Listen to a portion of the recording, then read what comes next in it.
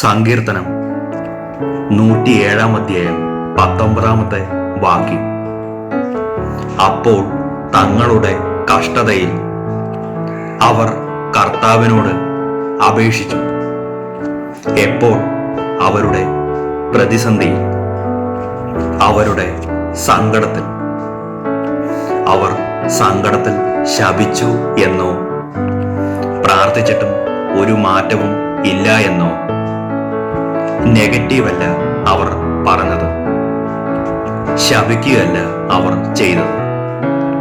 മറിച്ച് അവർ തങ്ങളുടെ കഷ്ടതയിൽ കർത്താവിനെ വിളിച്ച് നിലവിളിച്ച് അപേക്ഷിച്ചു. അവിടുന്ന് അവരെ ഞെരുക്കങ്ങളിൽ നിന്ന്, അപ്പോൾ അവർ കടന്നുപോയ സാഹചര്യങ്ങൾ എഴുതിയിട്ടുണ്ട്. ഞെരുക്കം, പ്രതിസന്ധി, ടെൻഷൻ, വെല്ലുവിളി, ഒറ്റപ്പെടൽ.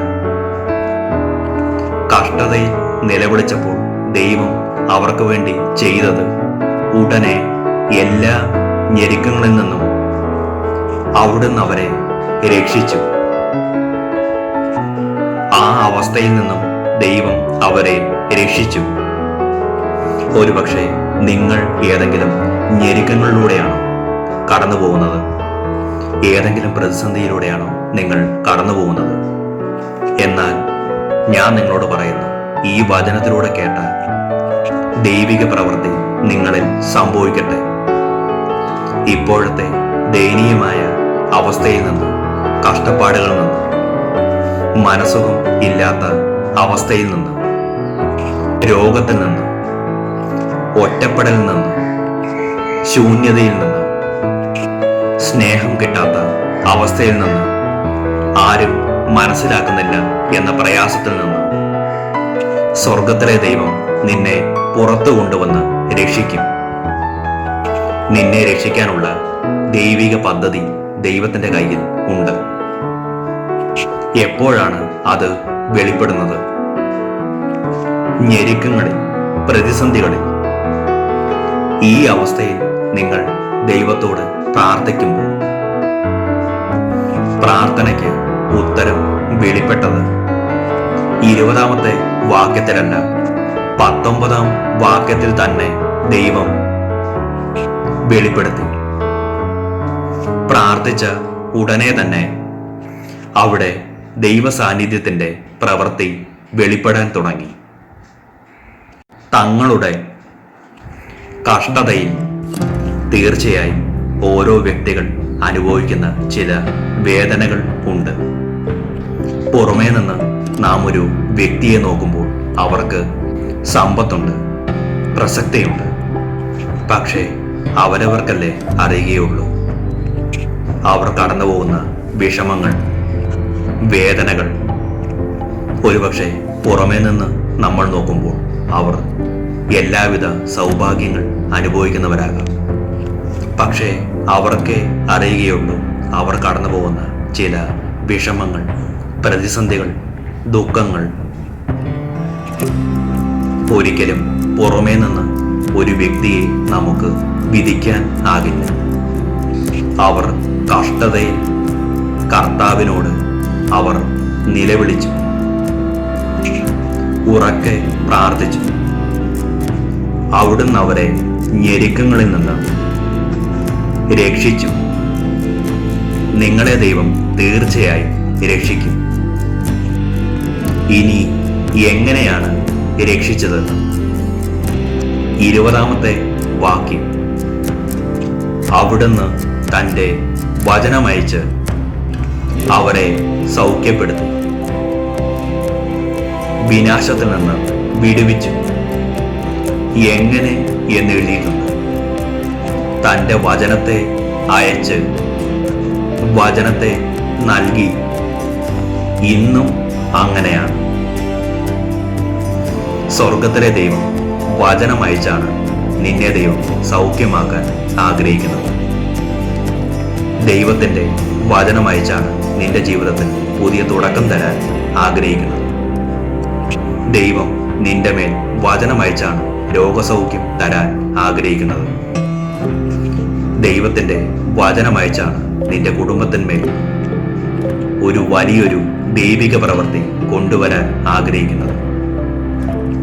ദൈവത്തിന്റെ വചനമയച്ചാണ് നിന്റെ ജീവിതത്തിലുള്ള തടസ്സങ്ങളെ മാറ്റുന്നത്. ദൈവം നിന്നെ നയിക്കുന്നത് വചനമയച്ചുകൊണ്ടായിരിക്കും. അപ്പോൾ ഈ വചനത്തിന് തീർച്ചയായും വിലയുണ്ട്. ഈ വചനം കേട്ടിട്ട് എന്ത് പ്രയോജനമാണ് എന്ന് ചോദിക്കുന്നവർക്ക് ദൈവം അവരെ വചനമയച്ച് സൗഖ്യപ്പെടുത്തട്ടെ. നിങ്ങളിപ്പോൾ കേട്ടുകൊണ്ടിരിക്കുന്നതും വചനമാണ്. സങ്കീർത്തനം 107 അധ്യായം 19-20 വാക്യങ്ങൾ. പ്രതിസന്ധിയിൽ ദൈവത്തെ നിലവിളിച്ചിട്ട് അത് ശൂന്യമായി പോയി എന്നല്ല, അതിന് കൃത്യമായി ഉത്തരം കിട്ടി എന്നത് മാത്രമല്ല, എങ്ങനെയാണ് ദൈവം വിടുവിച്ചത് എന്ന് എഴുതിയിട്ടുണ്ട്. വചനമയച്ച് അവരെ സൗഖ്യപ്പെടുത്തി. വചനം മരണത്തിന്റെ താഴ്വരയിൽ നിന്നും മനുഷ്യരെ രക്ഷപ്പെടുത്തുന്നുണ്ട്. ദൈവിക പ്രവൃത്തി ഇന്നും വെളിപ്പെടുന്നുണ്ട്. വചനമയച്ച് രോഗത്തെ, തിന്മയുടെ സ്വാധീനത്തെ ഇന്നും ദൈവം വിടുവിക്കുന്നുണ്ട്, സൗഖ്യമാക്കുന്നുണ്ട്, രക്ഷിക്കുന്നുണ്ട്. വചനം കേൾക്കുന്ന നിങ്ങളെ ഇപ്പോൾ ആയിരിക്കുന്ന ഈ അവസ്ഥയിൽ നിന്നും ദൈവം നിങ്ങളെ രക്ഷിക്കട്ടെ. വചനമയച്ച് നിന്നെ ദൈവം സൗഖ്യപ്പെടുത്തട്ടെ. ദൈവിക പ്രവൃത്തി നിങ്ങൾ തീർച്ചയായും കാണും. ദൈവത്തിന്റെ പ്രവൃത്തി തീർച്ചയായും നിങ്ങൾ അനുഭവിക്കാൻ ഇടവരും. ദീർഘായുസ്സും ആരോഗ്യവും സമാധാനവും സന്തോഷവും നിങ്ങളിൽ ഉണ്ടാകട്ടെ. ഈ വചനം നിങ്ങൾക്കൊരു അനുഗ്രഹമായി തീരട്ടെ.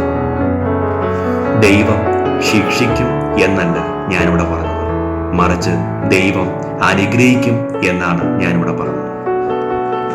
ദൈവം നിന്നെ തകർക്കും എന്നല്ല ഞാനിവിടെ പ്രസംഗിച്ചത്. ദൈവം നിന്നെ തീർച്ചയായും രക്ഷിക്കും എന്നാണ് ഞാൻ പറഞ്ഞത്. ഇത് ദൈവത്തിന്റെ വചനമാണ്. ഈ വചനം നീ കേൾക്കാൻ ഇടയായത് ദൈവം ആഗ്രഹിച്ചിട്ടാണ്.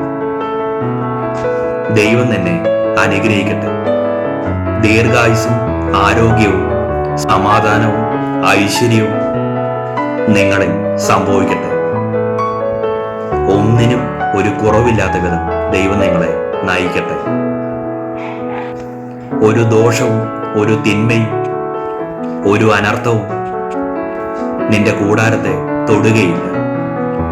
ഈ വചനം തീർച്ചയായും നിങ്ങളെ സ്പർശിക്കും.